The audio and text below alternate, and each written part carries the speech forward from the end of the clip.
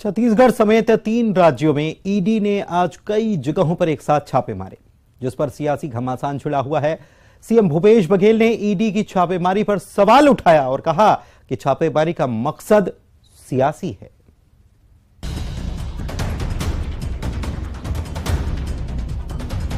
विधानसभा चुनाव से पहले छत्तीसगढ़ में ईडी के एक्शन से हड़कंप मच गया है। प्रदेश में आईएएस कारोबारियों के ठिकानों पर छापेमारी हो रही है, जिस पर सियासत भी शुरू हो गई है। सीएम भूपेश बघेल ने ईडी के छापे को लेकर बीजेपी पर निशाना साधा। सीएम ने कहा, केंद्र के पास ईडी ही हथियार है। बीजेपी छत्तीसगढ़ में लड़ नहीं पा रही है, इसलिए केंद्रीय एजेंसी का इस्तेमाल कर रही है।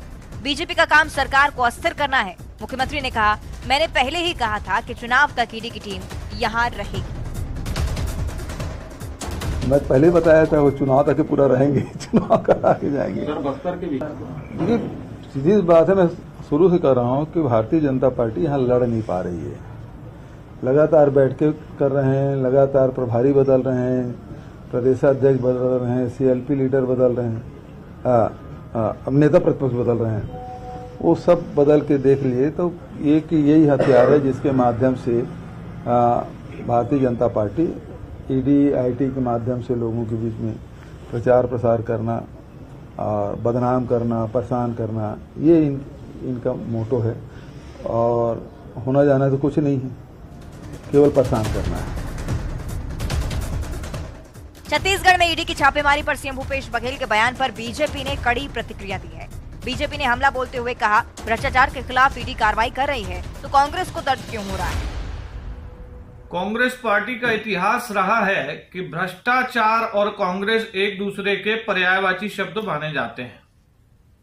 छत्तीसगढ़ में जब प्रदेश की जनता की गाढ़ी कमाई लूटने वाले लोगों के खिलाफ, छत्तीसगढ़ का खजाना लूटने वाले लोगों के खिलाफ कार्रवाई हो रही है तो कांग्रेस के पेट में दर्द हो रहा है। बीजेपी छापेमारी के खिलाफ उठने वाली आवाज को भ्रष्टाचार का साथी बता रही है। कांग्रेस ये साबित करने में जुटी हुई है कि छापेमारी के जरिए राजनीति के लिए केंद्रीय एजेंसियों का इस्तेमाल किया जा रहा है।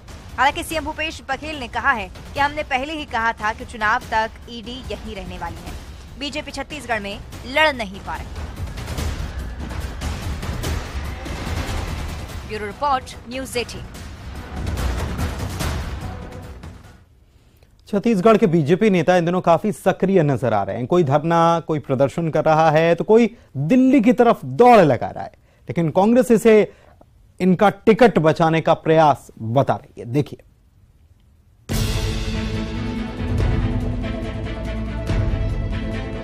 छत्तीसगढ़ में चुनावी साल में सियासी सरगर्मी बढ़ चुकी है। चुनावी अखाड़े में ताल ठोंकने के लिए तैयार नेताओं को जनता से पहले अपनी पार्टी को भरोसे में लेना है और ये सुनिश्चित करना है कि उन्हें टिकट मिल जाए। प्रदेश के बीजेपी नेताओं की इन दिनों सक्रियता को कांग्रेस इसी का प्रयास बताती है। बीजेपी के नेता इन दिनों धरना प्रदर्शन में जुटे हैं। इसके साथ ही दिल्ली दौड़ जारी है। कांग्रेस इस पर निशाना साध रही है। सीएम भूपेश बघेल ने कहा है कि सबको बता दिया गया है कि टिकट कटेगा। धरना प्रदर्शन से कोई फायदा नहीं होने वाला। बीजेपी के जो 14 विधायक हैं, उनका भी टिकट कटने वाला है। इनको तो पहले ही कह दिया गया था, सारे बड़े जो 14 बचे हैं उसको भी कह दिया गया था तुमको टिकट मिलने वाली नहीं है। वो अपने कोई देख लो, किसी को दूसरे किसी मिलेगी। लोकसभा में सबका टिकट काट के देख लिए, अभी गुजरात में सबके टिकट काट दिए, तो विधानसभा में सबकी टिकट कटने वाली है, तो कैसे अपने आप को बचाएं, इस कवायद में लगे हुए हैं। बीजेपी के पूर्व मंत्री राजेश मूणत चौपाटी के विरोध में रायपुर में धरने पर बैठे हैं।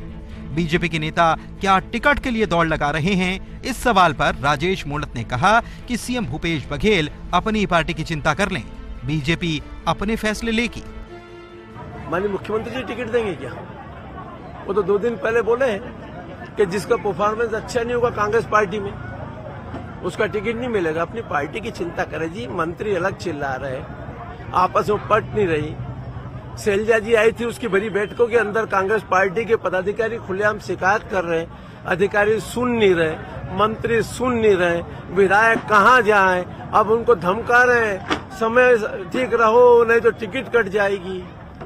अरे साहब, भाजपा की चिंता भाजपा कर लेगी। आप तो अपने उन लोगों के भ्रष्ट लोगों की चिंता करो कि ईडी कब ले जाती है उनको। धरना प्रदर्शन से लेकर बीजेपी नेताओं की दिल्ली दौड़ पर कांग्रेस इसे टिकट बचाने की कोशिश बता रही है। हालांकि बीजेपी इससे इनकार कर रही है और इस बीच सियासी बयानबाजी का दौर जारी है। Bureau report, news 18।